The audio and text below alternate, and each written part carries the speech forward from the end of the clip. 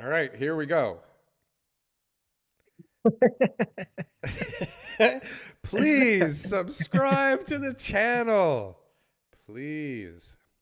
Hey guys, YouTube's got an algorithm and it'd really help us out a lot if you could like, comment, and subscribe. This is how we can get more information out to more people and share the message of Toronto real estate. In Thanks. that order, like, comment, subscribe, and hit the damn bell.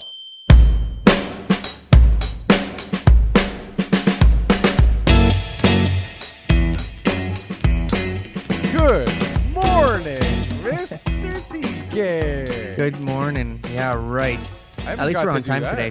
That was a nice little sound check we did there, which may or may not have worked, but hey, we're okay. I'd like to I know. think we need I think we have to have a word from our sponsors.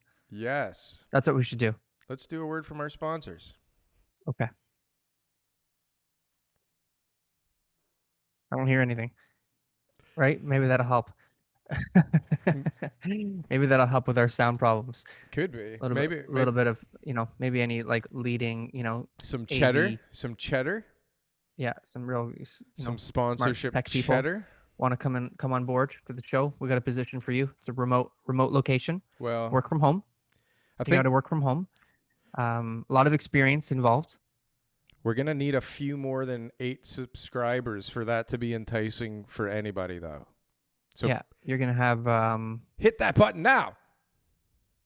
Whatever you're getting paid right now for the other podcasts that you're helping, I'm sure we could match it. That's our offer. TK is throwing more helicopter money at everybody. So what's going on out there, Darryl? I want an update with Darryl because it's been a while since you and I could just talk about nothing and not have to worry about the stats or interviewing and all that stuff. So what's going on? Well, I'm saddened because of a timing issue. Unfortunately, we had to cancel Jeremiah today, which I was kind of excited for. But I am actually we are rescheduling him. We are rescheduling him. I'm very excited that it's just the two of us. I missed you. Perfect. Me too. Yeah. A little bit of TK banter for the soul. Catch up on the news. Catch up on the news. I feel like we haven't really, even though we talk about relevant topics, we haven't really touched on the news. And, unfortunately, this week, like, there's nothing going on. This is like the most important week to be talking about the news, I think, ever. I think this happened for a reason. There's so many stories out there. It is. Right? Are you calling them stories and emphasizing the word stories on purpose? No, like there's just so many different articles and bits of information, speculation, all that kind of stuff right now going on. And this is creating a lot of dialogue. And I've had a lot of conversations with buyers and sellers, and everyone's in, different camps trying to explain what they think is going to happen over the next 30, 60, 90 days. And, it's mildly entertaining. I feel like one of the Bank of Canada's weapons is the media. I feel like the media is being used as a weapon to push the market, like we saw in the stock market a few months ago with the whole Reddit and GameStop thing. I think they moved the market slightly one way or another with news right now. Yeah. And on top of it, we got assholes like us up on YouTube saying whatever the hell we want to say with no qualifications. More and more of us are coming online, right? No research, no expertise, nothing. Saying whatever they want to say. And from our short little experience here, there is definitely 1,000,000% incentive to put negative news out there because it attracts way more views, man. And the problem is it's inaccurate. And I have an example that I'm going to give. Okay. Thank you. Which I actually did research a little bit, very little, but I actually did. And it's maybe a sensitive topic, but I think it's important to highlight. Did you hear, because of obviously with this pandemic, we've had a lot of closures, and there's obviously been a concern for the number of deaths, people getting sick. This is all real stuff. But did you hear that there was, this is all being offset we're preventing deaths in one area but causing deaths in the other, right? You've heard that storyline, right? Like mental health issues? Sure, all sorts of stuff. I mean, did you hear about the rise in suicides? I did. Of course you did, because I've heard that for the last year, and I've had personal close, relationships and different things where, that has been happening over the last year, and it's a sad topic to talk about. And definitely, I would talk to 10 people, and 9 out of 10 would tell me, "Yeah, I heard about the rise in suicides." Well, they've released the numbers, and suicides were lower than they have been in the last 10 years, 2020. Hmm. And But yet, what? you and I just both heard that they were on the rise. Well, I mean, there's a shocker. Wrong Wrong information again. misinformation. So Yeah. all this stuff, it's like all these storylines that people keep building. Again, sensitive topics, some of them are more than others, but at the end of the day, it's like, what's the truth, Darryl? What Like, a what is the truth? what a horribly morbid way to start the show, TK. You're welcome. Thank you. But all I I'm don't trying to think say we're is gonna let all you this. like kind of lead and guide the I show won't anymore. put up any articles today. No problem. But that's what I mean, right? This is the what you just said: Bank of Canada, government, mortgage banks, health scare people. What was the other one? Stock market. They're using the media to put out information and to put out a storyline that may or may not be true, and everybody's just swallowing it up because we're all at home on our phones, glued to the screens, reading it all up and watching on YouTube. And that's 100% the case. I mean, we wouldn't be doing this if things were back to normal because we were too busy to do something like this on a Sunday We're morning, big right? big things going on. Yeah, absolutely. Now the Baseball whole practice and week, who knows what, jiu-jitsu class and everything. and all kinds of interesting things on a Sunday morning. Exactly. But anyways, so now we have what is got to be apparent to everybody on the planet right now, not just people in real estate. Although, if it's not apparent to you and you are in real estate, the market is fixed, man. Like, there is nothing free about this market at all. It is, look, when things are going down, everybody's going, oh my God, they got to do something. We got to get this thing back on. We can't live with this real estate market in the toilet. What are we going to do? What are they going to do? How are they going to help us? What are we going to do? How are we going to do it? What are we going to do? Somebody needs to do something, right? Do something. Anything but what's going on now. Well, can't just let people build and buy and trade and sell, can't just let that happen naturally. I mean, who knows what would happen if that were allowed to happen, right?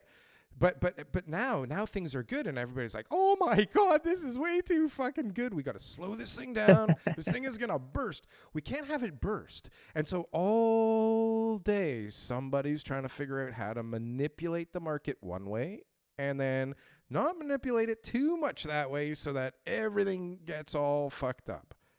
Yep. That's what happens. Is this the way that it is, TK? Apparently.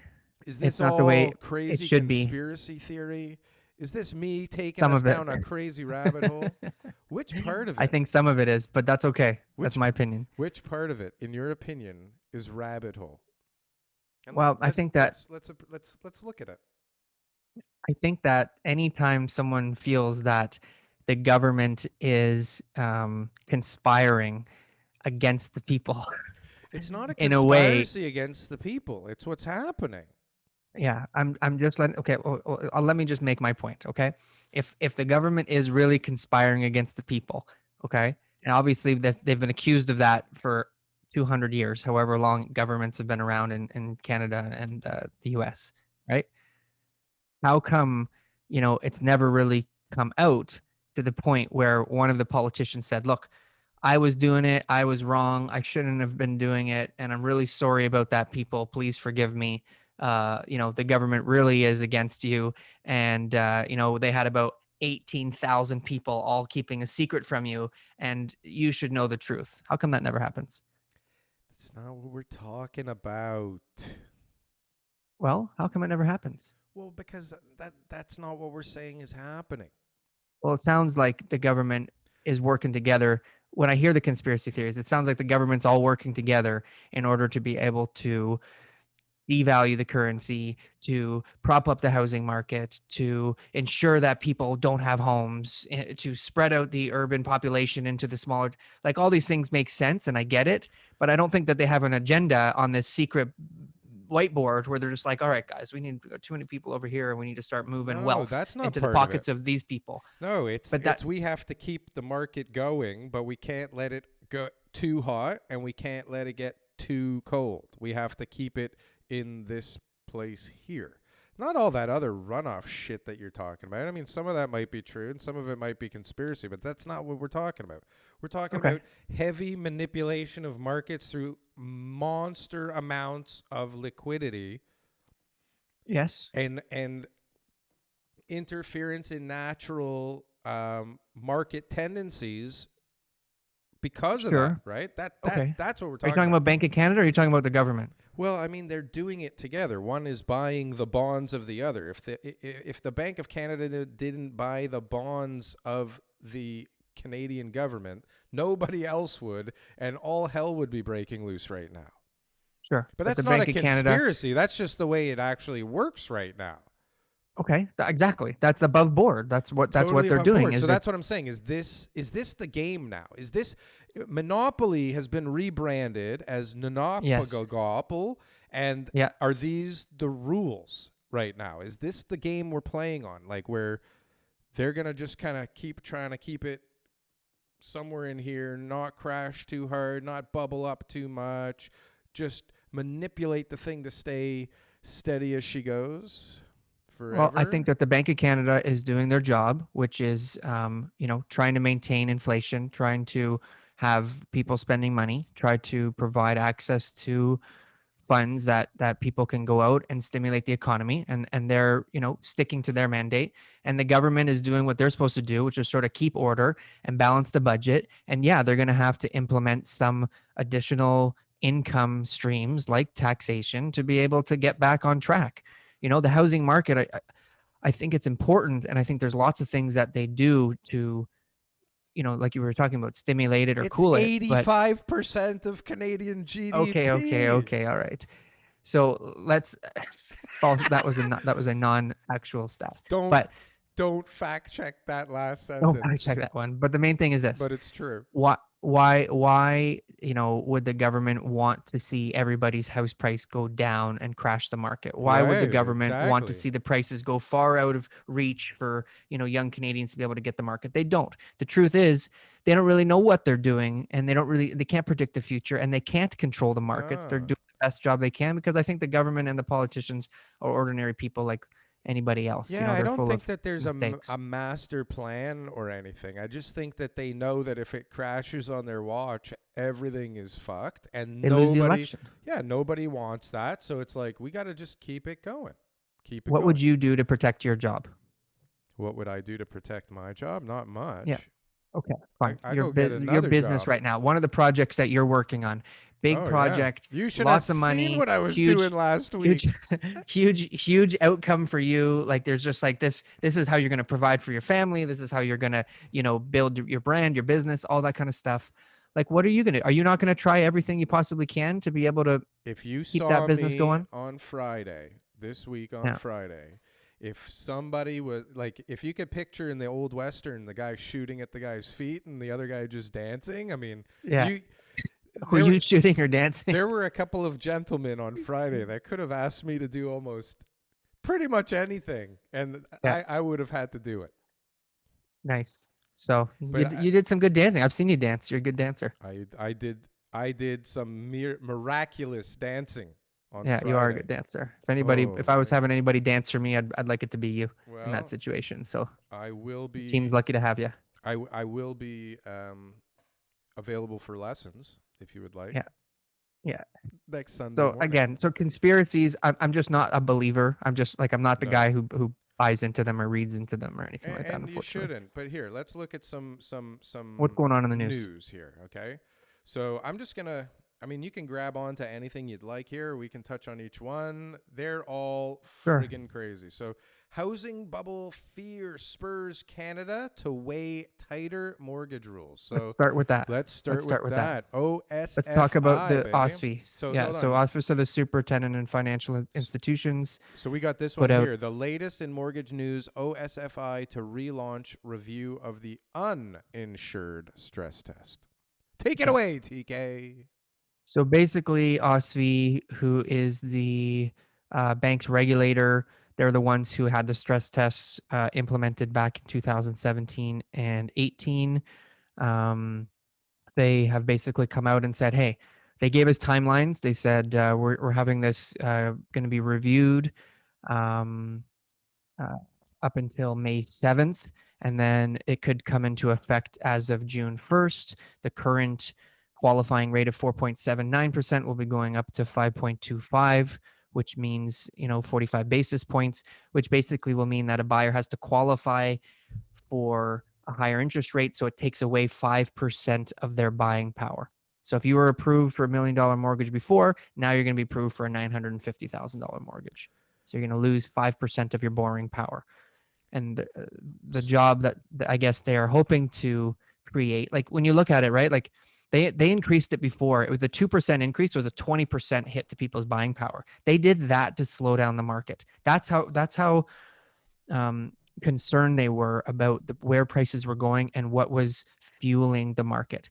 This is only a 5% increase. So clearly they're not trying to say, oh, we need to shut this down because this is just out of hand, and oh, we need to bring it back down to where it was a year ago. They're just saying, hey, we're going to increase it to only slightly ahead. I think it was at 5.18 a year ago. So it's only slightly ahead as to what it was before. And they're just trying to put a little bit of brakes, or maybe get people to second think how much money they're going to spend on their properties. They're just trying to keep everybody in line. And usually stuff that OSFI does is I'm not sure if it's completely up to them where they don't need to get as much approval. I think they just have to get support and like the research done from different analysts and stuff like that to be able to pass these type of regulations. So I don't think this is going to be something that is going to be a like a parliamentary decision. So I think they've got the power to do this. So if they've announced it, my best guess is that this is going to happen exactly the way that they're saying it will.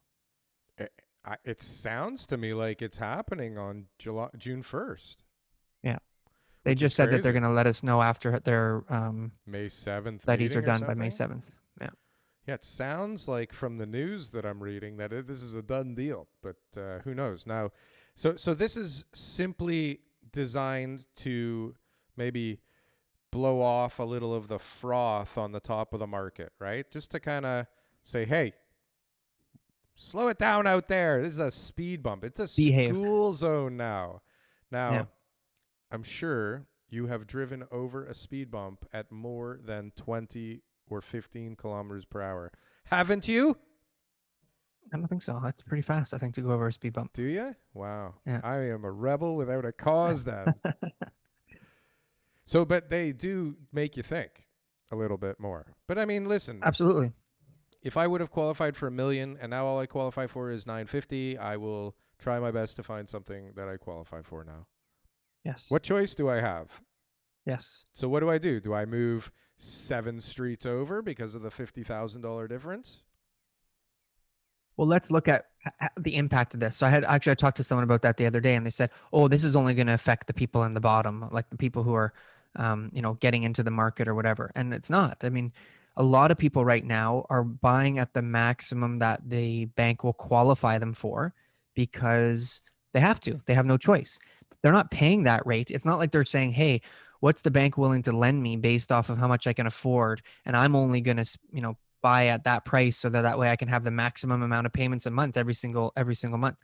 They're not paying that. They're still paying the 2% interest rate payments, which on an average mortgage is like $500, $600, $700 less per month than what they actually qualify for. So, I think a lot of people were paying at the high end of their qualification budget.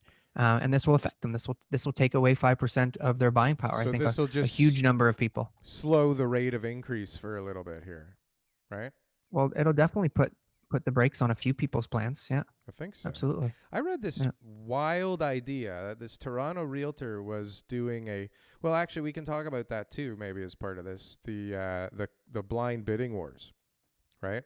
People are starting to call for those. I know there's an article about that. Let's segue into this for a sec. Blind bidding wars. That's kind of how we do it now. What do you mean? What do you mean open bids? Well, not having the damn things. Where is it? Calls grow to end blind bidding. Oh, to end blind bidding. Yeah, I'm 100% in support of this.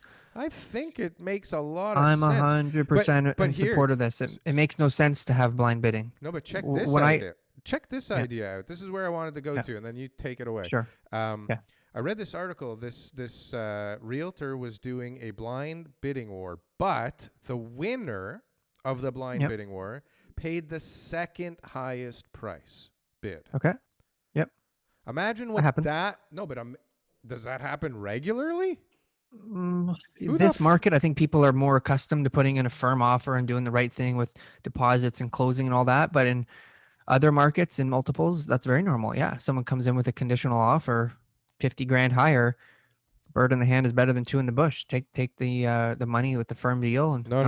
But you don't take the second offer. It's the same process. Just the guy who wins the bidding war. So let's say it's you against me with number 1 and number 2. I bid 1-1. You bid 150. Okay. $1,050,000. Yeah. I win, but I pay $1,050,000. Oh, okay. Imagine that's open to collusion, though.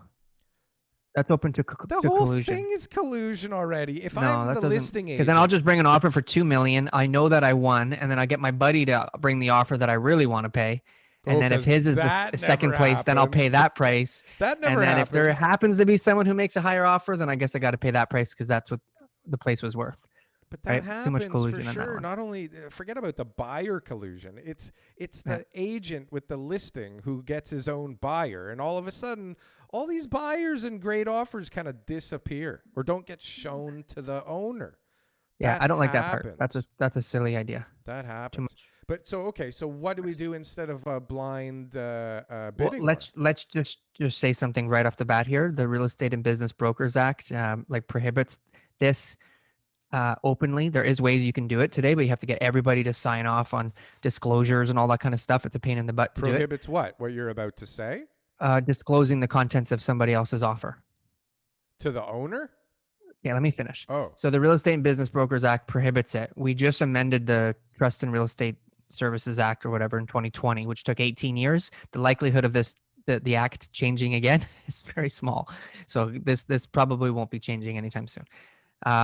Right now, if you want to do an open bidding, you get everybody to sign a disclosure form, the buyers, the sellers, the agents, everybody. So everybody's going into the situation with a consent form saying, I give you permission to disclose the contents of my offer to other buyers. And then you can do like an online registry. You can do it like they have in Australia. It's kind of like an auction. There's different ways of doing it. And you theoretically could. People have done it in Toronto. It's just not common practice. That's why the appetite of the buyers isn't there for it. Buyers would say, oh, that doesn't feel right, whatever it is, but it's actually in favor of the buyers. The sellers are the ones who shouldn't like it because they're the ones who win when someone bids 100 grand more than the second place. So they get more money than they should have, right? Where the person just want to bid. Especially the other option when there's two offers only, and one of them is like 150,000 more than the other. Some crazy number. And it's been much greater than that too. That's bully offers, all that kind of stuff would be a good example, right? Where somebody says, well, the bully offer can overpay as well. Escalation clauses. This is another part in the States. This is more common. So you say, I'll pay 5 grand more than your best offer, right? So again, you need to know the contents of the offer in order to pay 5 grand more than it. So the seller can't disclose that. So you can't use an escalation clause. But and I haven't put a lot of thought into this, but the utopia of bidding would be identical to an auction. House comes on the chopping block. Here's the home. Start the bids at $1, whatever, low price that everyone knows exists, right? And you just have an online registry, and you just see people do it. And over the course of the week, people can start bidding right away, just like eBay closes at the end of the week, and you just see where the prices go, and you can keep going in, and they get all this information. And at the end, you paid the most amount of money, and you also know that the next highest bidder was where they were, and so you feel like you paid the right price. The sellers may not get as much money, I agree, but it protects the overinflation of real estate assets, which in 2017 was ridiculous. Like right now, I guess it's bad, but in 2017 it was way worse. People were paying hundreds of thousands of dollars more than what their uh, competitors were, and they're still paying for it. Some of the houses still aren't even worth what they paid 4 years later. Come on, right? How does So, that help anybody? but the likelihood of something like this actually happening anytime soon, you're saying, are zero. Zero. Yeah. 0.0. 1. Oh. Let's go 0.1. Oh, we have hope. The 99.9% chance it's a no. So, but then all of a sudden, realtors start being almost like day traders, sitting on eBay all day, like making sure that their clients' offers are like I'd build a bot in the right place. A bot here. You build a bot. Taking away jobs, Right? TK, from locals. What's wrong with $5 you? more than whatever the bid is. Just keep putting it in until People that work in restaurants, nanoseconds before the deadline. People that used to work in restaurants could monitor that for you. Yeah. You wouldn't need a real estate agent anymore. It would complete the goals of every single discount brokerage ever. Get rid of the real estate model. Well, does it? I don't think it does. Actually, of course not. No, we are not replaceable. Yeah. No, but anyways, no, I wasn't even going down that road. But yeah. Okay, so hold on a sec. I wanted to talk about UBI. Did you hear about that? Universal Basic Income? I've heard about it, but like more recently, you think part of this budget? They just talked about it yesterday. Trudeau. Apparently the Liberals like voted or agreed that they want that to happen. Right. So it's almost like it's like a constant CERB. I guess it replaces unemployment, really, but I guess everybody gets it.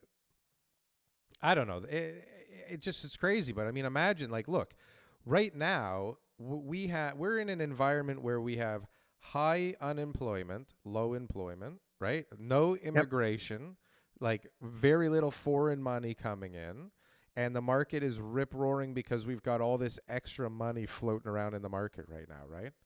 Yes. So part of that extra money floating around, a great deal of it, has been the CERB and all these like mechanisms the government's used to help people stay afloat in this crazy time. I mean, it should all be being done. I'm not going down any rabbit holes. I'm just saying, if all of a sudden now everybody has this like minimum basic level of income coming in that's greater than currently, I've heard stories of like people pooling their CERB money together and buying a condo, like as an investment. Genius. Right? Like, so like now all of a sudden there's going to be all this constant new liquidity coming in the market. There's like, people have talked about, it's called modern monetary theory. Like this is how it is. It's just going to be like this now. It seems like that. I don't know if that's coming on in this budget or if it's going to be able to be rolled out. They've been doing trials. Like they've been having, that's what this has been. I don't know. Nova Scotia, they were doing, I think, or New Brunswick, one of the maritime provinces. They had a, whatever you want to call it, prototype or they had a trial run, and it was bad. Yeah. It didn't go well, but unemployment was super low, so nobody gives a shit about that when they're making all kinds of money. Right? Timing is good. But when everybody's out of work, and all of a sudden you have like 4 major industries demolished in a year, all of a sudden people are like, yeah, that universal basic income thing's sounding pretty good right now, because there ain't no jobs out here for me out in the oil fields, because everything is fucked right now. I've heard some really good arguments for it, right? Like I've heard some really good arguments for it, but then there's also a lot of arguments against it, right? Just stimulating stuff like innovation and education and everything else too, right? Like if someone feels like they're going to have enough money to live, are they going to learn the trades? Like we need them to go into, like you almost need that desperation of how am I going to survive for people to start learning new trades and innovating new ideas and technologies and stuff like that, right? So is that going to hinder the growth of society as a whole, right? So it's it's definitely something I don't have the answer for. That's for sure. Well, we have been adding jobs up until this. Actually, we didn't even talk about this yet. Like lockdown Oh, number 3. Hello. there's a lockdown. There's another lockdown. There's Not that you there's could a tell. there's a lockdown for sure right There's a now. lockdown Oh, number 3 for our friends in Quebec. This is okay. crazy. So, okay, lockdown number 3. We have not in the category of not going to make a difference to slow down the real estate market. That Okay. has been proven twice already, correct? No, we saw definitely some changes this week in the market and showings. 100% we did. Oh, okay. Here we go. Yeah. I'm not saying prices have whatever gone anywhere, but definitely 100%. I was in some offers this week. We had showings that weren't as high as they were the week before. Some people were following the how rules. many showings were you expecting if it was the week before versus how many you got? It's not quantifiable. It's just I heard it from enough people to believe that there's got to be some correlation to the stay-at-home order. I heard it from enough people saying no one showed up for my offer night. But does I it saw also enough have listings. to do with surge in home listings getting vaporized by demand kind of thing? Well, part of it. Now, that being said, this weekend seemed jammed packed with showings. So it was just kind of like Monday to Friday, I think. Monday to Friday, things slowed down. I felt like on the weekend, there was a lot of activity and We people had were a doing short stuff week again. this week, didn't we? Didn't we have a long weekend last weekend? Wasn't it It was a long weekend, yeah.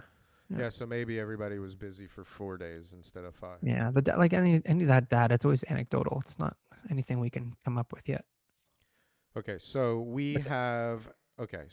have um a lot more listings, but way more sales.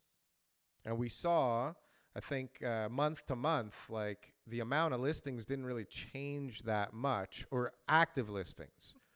Active listings didn't change that much because of the amount of sales and the amount of new listings. Like they were just so out of balance, even though they were both ridiculously higher than last year, which doesn't count for Yes, anything. 21,000 Doesn't new count. listings last month, followed up by 15,000 plus sales.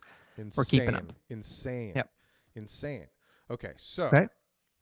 we definitely, at the moment, more supply is not going to really cool the market, it seems.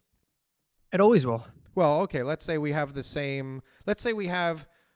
even 50% less sales than this month, but we have the same amount of listings. That's a super hot market still. No, that would be significantly. Yeah, but you'd still Less. have 8,000 sales in the month. Like that's a decent month in Toronto. But at 21,000 new listings. Right. So that Right. spread would definitely have an effect on. It would be a much more balanced market than it would be a seller's market. You think that would make it balanced? But what's the chances of a 50% drop in sales this month? 0.01. 0.0. Okay. Yeah, that's not going to happen. Not at least for not this month in April. Crazy right? with this new we're seeing news? changes. With this OSFI or OFSI, whatever it's called, with that news, this thing's going to get crazy again. OSFI has now put a bullet to people's head and said, you got till June 1st to go and make that offer. Otherwise, you're going to be buying a house 5% less. I don't think this high octane fuel's good enough anymore. You got any of that jet fuel? They poured gas on the fire, but I think that call SpaceX and get some of that rocket fuel. But I think what will help, which is great because this is a great little segue now, is the fear that people have about what's going to be announced on the April 19th budget. I think a lot of the speculators and investors are right now going to put the brakes on because they want to know are capital gains going to be going up or not. Okay, let's talk about this. Okay, capital. Right? If you're going to start taxing capital gains on people's primary residence. Okay, so let's go down that one first. I am in my 60s, 70s, okay? And my house is worth a fortune now. This is a hypothetical situation for our listeners. Well, because if they don't watch on YouTube and they only hear your voice, they might think that you're in your 70s, but you're like 29 for life. Okay. So having said that, thank you for pointing that out. I'm in my 70s. I've been hanging on to my house forever. I finally have decided, you know what? Like, I think it's time to cash out. Yep. This has been a wild ride. I just lost half of, or whatever the hell the percentage is. I just lost Be about half of my 25%. savings, right? A quarter of my savings disappearing because the market's a little too hot right now. People can't handle it. So what the fuck am I doing? What am I doing right now? Imagine the amount of inventory. So there is something that will have a drastic effect, I feel, instantly on the market. Yes, big time. That's a But bad is that move. something that's likely? No. They have things like in the States, they I have think like it's only the half a most million. likely so far out of No, everything. it's not. It's Definitely not. No. The cap. Okay, we'll talk about what's the most likely scenario. But this one is the principal residence exemption no longer being the way it is right now, which is 100% of your principal residence is tax exempt. Right? That's what it is. So they're talking about making a change to that, making it taxable up to a certain, maybe up to a certain amount of money where only the first 500,000 is tax free, or, you're going to pay, 10% of the total gain. Like, they're including some sort of tax. To me, that would be devastating for the Liberal government, and that the election would fall apart, because if the budget doesn't get passed, remember, this could end up bringing an election. And that means that everybody there is responsible for passing this, because it's a minority government. They need support from one of the other parties. So everybody who's been elected as an MP all throughout Canada will not be elected again, because that's how powerful a plan like that would be, because so many people are affected. 68% of the people in Canada own a home. 68% of the population will be affected instantly. So they're going to be like, are you kidding me? That's my retirement money. And I don't know. I got to think that when you get to a certain age, you start thinking in terms of how many years of resources do I have left versus how many years of life do I think I have left. And if those don't jive, it becomes an issue, from right? personal experience, it's 35. Well, but I mean, I even know myself, I'm always looking like, how much longer do I have? Like if I didn't do 35, anything, you start pulling out the calculators going, like, right? As soon as the back starts to hurt, the knees start to kind of, But anyways, so the point is regardless of what it ends up being after you say, okay, it's only going to be 50% of the first 50% of the first 25%. Anything, 5%, people will be upset. People are going to be watching years disappear off of their retirement, right? Because if let's say you're sitting on a $2 million house and all of a sudden 10% of it vanishes. Why? Like, why? Right? So it's like, because people got excited about Barrie and jacked up the prices 30% year over year. But the domino effect is not so much that those people are pissed. It's that everything tanks because values will get decimated all of a sudden, right? Exactly. And then it's just like a snowball. Is highly unlikely. So far I haven't heard anybody come up with evidence or a rational plan as to how that is going to get us out of trouble, keep the government in power, and make this whole entire situation get better. But what about the principal residences being taxed? Nobody's been able to give me a logical scenario that makes sense to have the principal gains, and they won't. Well, so there's a logical doubt that's scenario. It leads to everybody losing, their power. Yeah. So and then the other part to that is, if you are planning on your retirement, right, and you were going to use that money, this is the argument. This is the most important argument. I forgot this. And you were going to use that money. Why would you sell? You can refinance. You can give the property to your kids. You can do so many different things. And instead of your house coming on the market and creating more supply for us to be able to have inventory for buyers to buy, it's going to shrink the supply down to nothing, because everyone's going to say, well, I'm not selling. I'm going to refinance this sucker until I'm dead, and I'm going to give it to my kids. And you're not touching that money, Mr. Taxman. See. I didn't even think of that for some reason. And that is definitely... Okay, so I know my wife's family, they own some real estate. And as the older generation who owned it was getting older, they had to make some decisions, tax planning and succession and all that kind of stuff. And at the end of the day, what they decided was to hang on to it because the tax implication was just way too much to stomach, and the income was good. Let the person who owns it Let the pass, next generation deal and with there's it. no inheritance tax. Now, this is an even better segue. So, why did Woohoo! they introduce capital gains back in 1972? One of the reasons, right? They wanted to fund like different like social benefits and stuff like that because we had a economy that was growing and there was like that dichotomy of the classes and everything else like that. But one of the biggest reasons was they removed the inheritance tax. Removed the inheritance tax. Yes, right? So they figure, okay, so how these guys are all making Oh, so this you're not money. going to pay on the inheritance, but at some point Exactly. somebody's going to pay I've somehow. got to, exactly. I've got to get that money from those people because they're earning, um, they're earning gains, right? They're getting paid out based on whatever it is that they've done, whether it be stocks or real estate or selling a business. There's income being earned there, and a buck is a buck. This was the Carter Commission, right? So that's what happened in 1972, and it was introduced at. Make sure I'm giving the right number here. You have this up? How is this relevant to anything? Where were you talking about?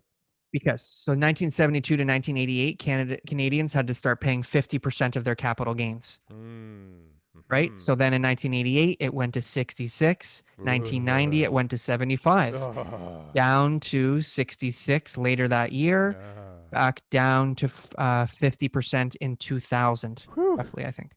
Okay. Dodged a bullet there with those So we just had a 70s. pattern from 50 up to 75, back down to 50. The logical pattern here, I like patterns, would be that we went back up to 66.66%. That's what the government's done before, and there was an outrage, and there's an extra 16% generated income. I think you're talking about $40 billion a year in capital gains income. So increasing that by, 16% would be, what did I say, 45 billion. So I don't know what that is. $10 billion worth of um, extra gains. So that's a little bit of growth there. The capital gains right now that the government earns is only 2.3% of the income tax revenue, and it's only 1.1% of the federal government's revenue, right? So it's a very significant amount or insignificant amount, right? It's a very small amount, capital gains, right? They're not earning like a ton of money from it, but for them to go and double it or increase it, that's going to be outrageous. But for them to increase capital gains on secondary properties and stuff like that too, it almost makes sense to do it, Secondary right? properties is a whole other story. Okay. What about all the money made in the stock market right now? Like it makes sense to increase capital gains. Like I know no one wants me to say that, and that's a horrible thing to say, but the government does need money and they need to pay for it. And it's not like that's going to happen forever. Maybe we just spend the next 10 years with a little bit higher capital gains and we can come back to 50% later on, right? Or maybe they can do stuff like they have in New Zealand, right? Where you say any short term, you're going to pay huge capital gains, right? So flippers, all that kind of stuff. But if you sell it after 5 years, then you're going to be 50%, right? Like they can have it. So it's Tier in a it. way. Yeah, tier it so that if you stay there, like it's actually just your principal residence Well, and no, it's if you're not a providing rental investment housing, right? or that. Yeah, yeah. So one of the reasons that the rental housing stock is so low, which is again a big part of this, I've done a lot of reading on this week because it's an interesting topic, is 1972 is when they introduced capital gains. So now all of a sudden, when they started having all this rental stock being stopped built, at the same time, rent control was coming in the late 80s, 90s. There really wasn't anything built since the 50s or 60s if you look at the majority of the big multifamily apartments. So having capital gains tax meant that anybody who was going to be selling these apartments after they built them would have to pay a huge amount of money if they were going to rent them out for 10, 20 years. And so they stopped building. One of the solutions that other countries have is indexing inflation, right? So I don't know, I don't have an indexing calculator for inflation, but let's just say you paid $1 million and inflation is 2%. And after 20 years, that 2% means that, it's worth 2 million, that $1 million of inflation would not be capital gains, right? So So that way, if you your So that way, if you profit. bought the property, Yeah. well, no, let's say you sell it for 4 million 20 years later. Instead of your gain being $3 million, $1 million of that is inflation, Oh. right? It's indexed at the 2% rate, whatever it is. So you don't have to pay your capital gains on the inflation because now the money's not worth as much. But that Whatever. other $2 million It's all gains, you horseshit. pay tax on that. Whatever. It's some. It's a Who solution. cares? Yeah, but it's about that last number that you're getting taxed in addition to what you're used to getting taxed. It doesn't matter how they get there. Nobody's But sitting there going, but indexing it would actually continue. lower So it. but the problem is why everyone's complaining right now is they're saying, well, if you put capital gains, if you increase capital gains, it's going to no longer incentivize developers from building rental buildings and putting money into the housing supply and the stock that we need. This is what we need. We're missing that, capital that people will be coming in with in order to invest in the future. Right. Well, there's ways around that. You could say hold on to it for more than 10 years. You can index the inflation. There's all sorts of But stuff. who the So hell's really, you're building just rental? Like nobody's building rental. There's a few projects. that's a whole nother topic we've covered before. Yeah. But definitely it will slow down. And what about people buying rentals and fixing them up? That's a crazy market right now. But it doesn't Crazy market right now. It doesn't hurt the fact that there's zero incentive to build a rental and rental prices are in the frickin' shitter, right? And sale prices are going up all over the place. Why is a developer... Rental prices in Toronto are in the shitter. But why as a developer would you choose rental over condo sales? Like there's no incentive to do so. There's way more profit in a condo. I agree, but if you're going to hang on to it long term and you're bullish on the market as well as the rental market, then that's the kind of asset that you're looking for. Right. But right? then, You're not just looking to get the money out right now because that'll be an income gain and that's what you're going to be paying tax on right away. So if there's incentives like less taxation, inflation, indexation, all that kind of stuff over 20 years, you probably would make the numbers make more sense by holding on to a rental. Right. But that's a whole other bird. Like that doesn't most of those guys are not like developing like I guess some of them are developing these are like REITs. These are big players who are going into this and looking at it like where are my costs going to be over the next 20, 30 years because we're publicly traded and we're not going anywhere and we'll change CEOs 20 times, but this is always going to be around and we need to figure this out to make sense of it. So do I think that capital gains will be increased April 19th? Yes. Whoa. You heard it here. Third. Yeah. Probably. I've seen actually a lot of portfolios come up. Guys are selling big portfolios of multifamily properties. Big portfolios of multiple. Yeah, for sure. Selling 5-10 different buildings with 500 units. I guess it depends when they bought them. Well, it doesn't really matter. The bottom line is they're looking at it like if I get rid of it now. A year ago, it would have been worth a lot more, I would think. No? I guess it depends where it is. No, it's worth way more today. It's way more today, Darryl. That market is insane. Even in Toronto, I guess. Even though rents are down, the values are up. All over the continent. All over the continent, that market's insane. Yeah. Every corner of the... I think it's more than just this continent. Yeah. I don't really look outside. I'm in a bubble. Well, Canada and the US are like the center of the world to me. Are we in a bubble or are we in a crash? Or are we in a bubble? Or are we in a bubble crash? Toronto home sales up 97%. Feels like we're in a bubble. It doesn't mean it's going to crash. 97% in March. We all know that that's a bunch of horseshit, although this isn't horseshit. It will now cost you $1.75 million to buy an average detached house in Toronto. What? Oh, yeah, look there. It's in bigger writing. It's true for sure. $1.75 million right there on the screen. And look what you can get for that price. Is that a factual $1.75 million house? It looks to me like this is in downtown I wouldn't pay it. But I'll bet you this is more than 1.75, this house here. It's a single detached downtown house. Yeah. Is there even such a thing as a single family detached house in downtown Toronto that's less than $1,075,000? Of course. Yeah. Of course. Okay. Not in great locations downtown, like in the core, but you got stuff in Little Italy and... That's not downtown. Okay, so that's pretty crazy. Toronto home prices surge more than 20% as bubble debate heats up. So it's not quite a bubble because they slid debate in right there after that. So, well, let's have a debate. Are we in a bubble? Are we in a bubble? Of course we're in a bubble. Okay, so now let's think about this. We are in a bubble. Is there anything wrong with being in a bubble? Apparently not. Well, okay, let's Apparently look not. at this. If prices go up 6% a month for the Yep. next 17 months. 17? I have no idea why I said Okay. 17. Yeah. Are you looking for like an answer to that? No, but Just make like it up.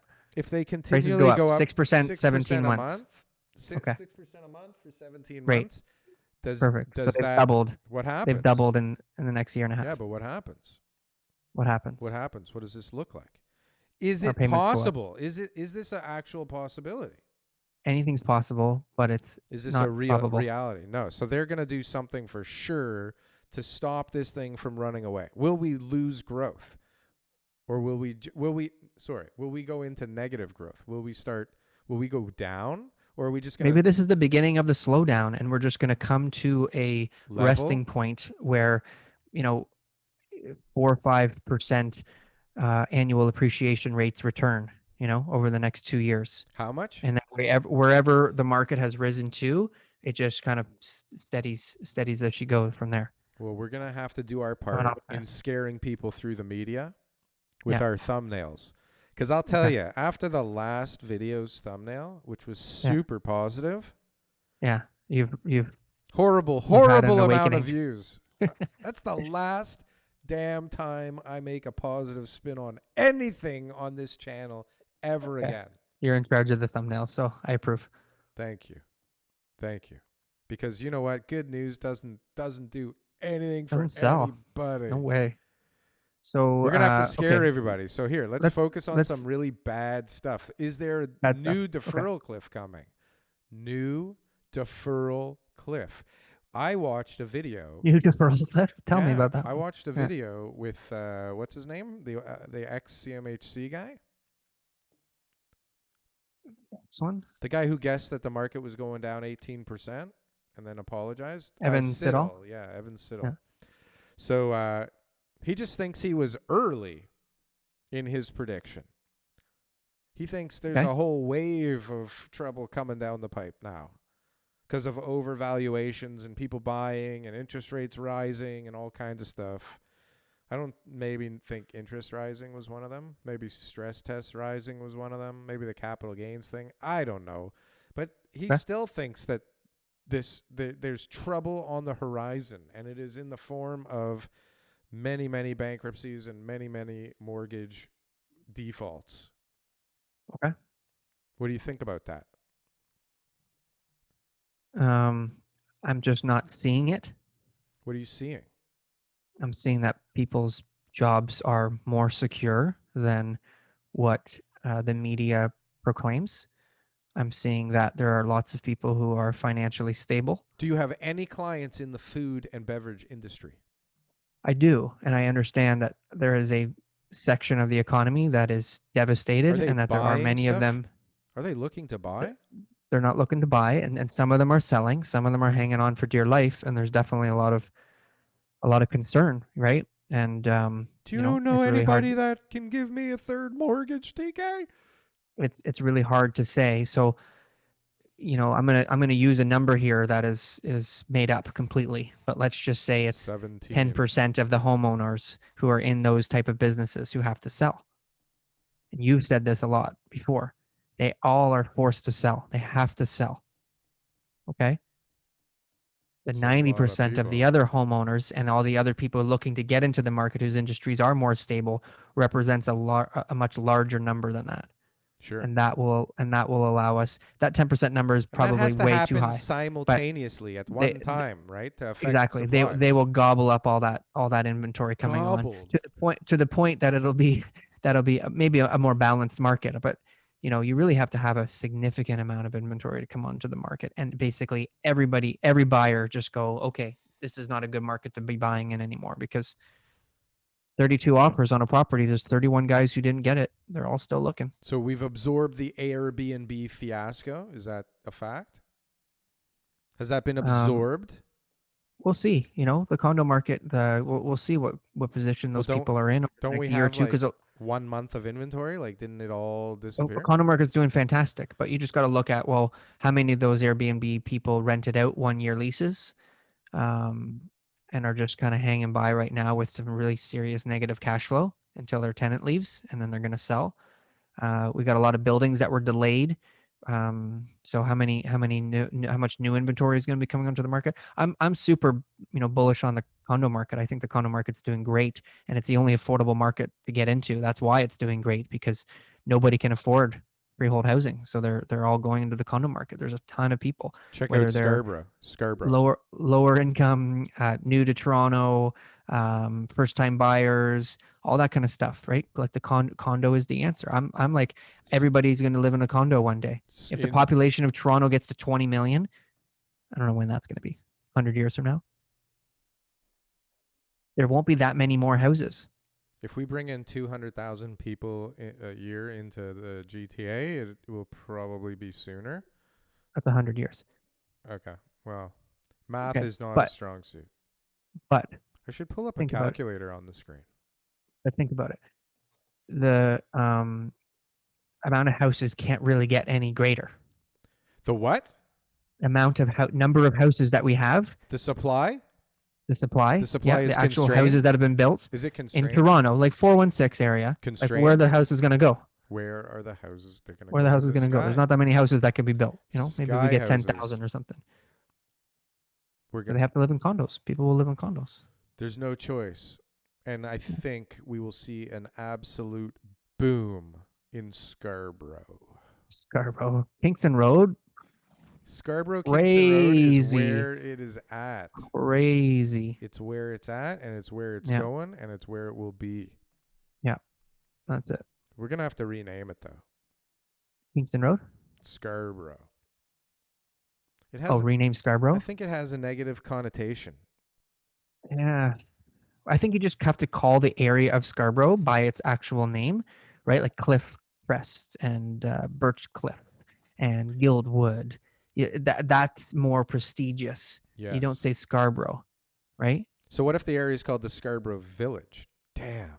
Then you say the village. The village. I'm from the village. Scarborough. All right, enough of that Scarborough nonsense. So here we are, just the two of us, at the end of another episode, TK. Great show. Yeah. I feel like we really caught up with stuff. I feel connected to you again. Yeah, likewise. So I feel now we got to do it again. That connection a little bit by having all of these well experienced, real great guests. All of them were fantastic, but we had too many of them. We have too many requests from people to be on the show, so I think we'll slow it down a little bit and try to get out just you and I once a month. Yeah, well, we're gonna have to cancel some people next month then in order for that. I think we know. You know who you are. Not that you're watching. It doesn't even matter. Well, I think we know the dates that we'll be able to free up. Thank you to everybody that is watching this and listening to this somewhere, somehow. Thank you to all of the new subscribers we've got recently.